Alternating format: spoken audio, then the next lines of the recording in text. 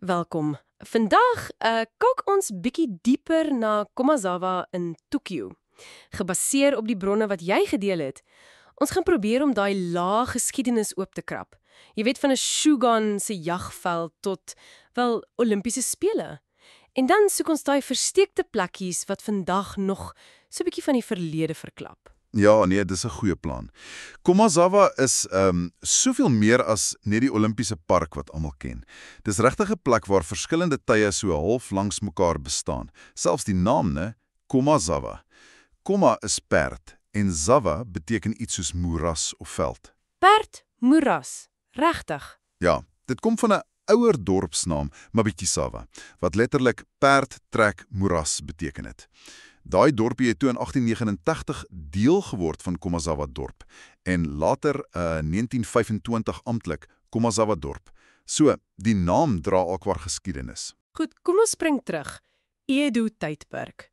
Dis amper moeilik om te glo hierdie besige deel van Tokio was die Tokugawa shoguns se hulle persoonlike jagveld vir valkejag. Presies. Stel jou voor, oop velde, hier en daar woude, perde, valke, 'n heel ander wêreld as vandag. Kan 'n mens nog iets daarvan sien of voel? Wel, die hart van daai jagveld is min of meer waar die Komazawa Olimpiese park vandag is.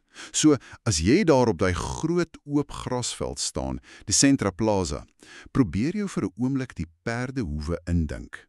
Baie van daai ou groot bome in die park was sekerlik stille getuies, né? Dis 'n mooi gedagte.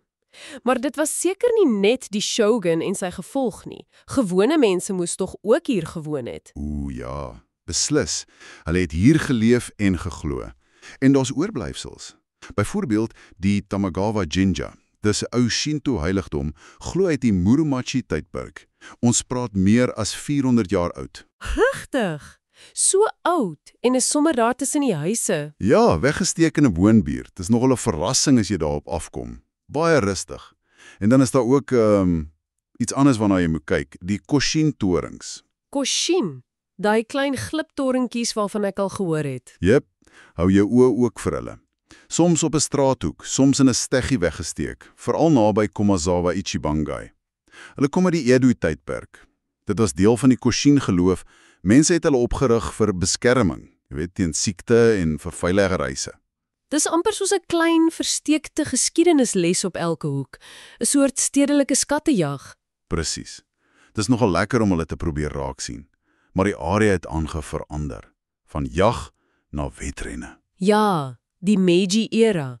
Die Tokyo perderenbaan maak hier oop in, wat was dit, 1907. Dit moes die hele gevoel van die plek verander het. Definitief. Dink aan die skares, die opwinding. Maar soos dit gaan, was dit ook nie permanent nie. Na die Tweede Wêreldoorlog kry die terrein toe weer 'n nuwe baadjie aan. Die Olimpiese spele van 1964. Korrek. Dit word die tweede hoofwennoe vir die spele. Net die nasionale stadion was groter. Sokker en hokkie is hier gespeel.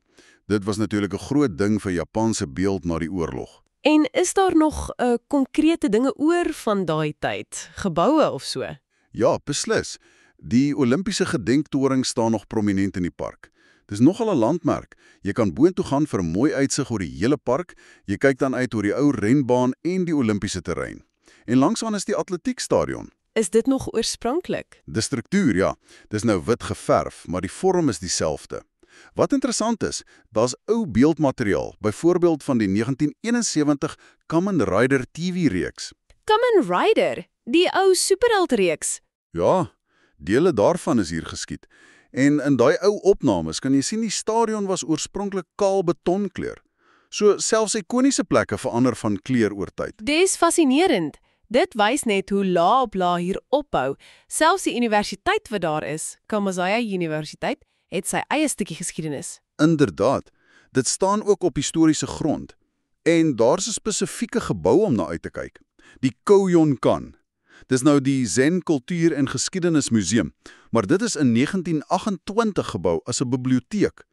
Die argitek Sugawara Izo was duidelik beïnvloed deur Frank Lloyd Wright se styl. Kyk uit vir die spesiale teëls in die loodglas. Dis pragtig. En dis beskerm. Ja, dis 'n nasionaal geregistreerde tasbare kulture eiendom. Nog 'n juweel. Goed, en dan die meer onlangse verlede. Die bronne praat van 'n swart mark na die oorlog. Dit klink wel anders. Ja, dit was maar die realiteit in baie dele van Tokio direk na die oorlog. Chaos en oorlewing. Naby die ou Komazawa-stasie, dis nou gesluit, het daar 'n bedrywige swartmark ontstaan. En uit daai energie, daai noodsaaklikheid, het vandag se Komazawa Ichibange winkelstraat gegroei. So daai winkelstraat is nog 'n versteekte juweel. Ek sou sê ja, want dis nie regtig vir toeriste ontwerp nie. Dis baie plaaslik, baie eg. Jy kry nog ou winkeltjies wat wagashi verkoop, dis tradisionele Japanse soetgoed, en daai ou styl koffiehuise, kisaten, en klein eetplekkies.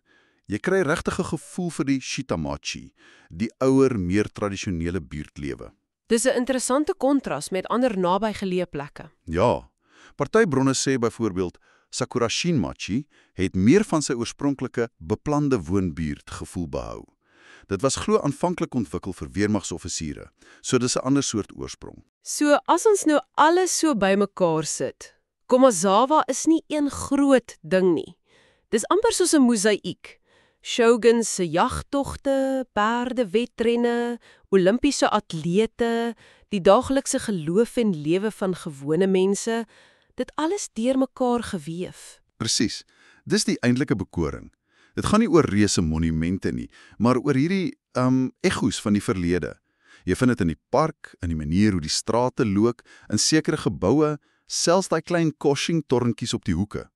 Die ding is net, jy moet 'n bietjie stadiger beweeg, jou oë oop hou. Dis 'n goeie punt. Miskien 'n laaste gedagte vir ons luisteraars. Volgende keer as jy deur Komazawa stap, of eintlik enige plek waar jy gereeld kom, dink vir 'n oomblik aan die lae geskiedenis net onder die oppervlak. Watter ander stories, watter transformasies lê dalk weggesteek in die plekke wat ons elke dag sien, maar nie regtig raak sien?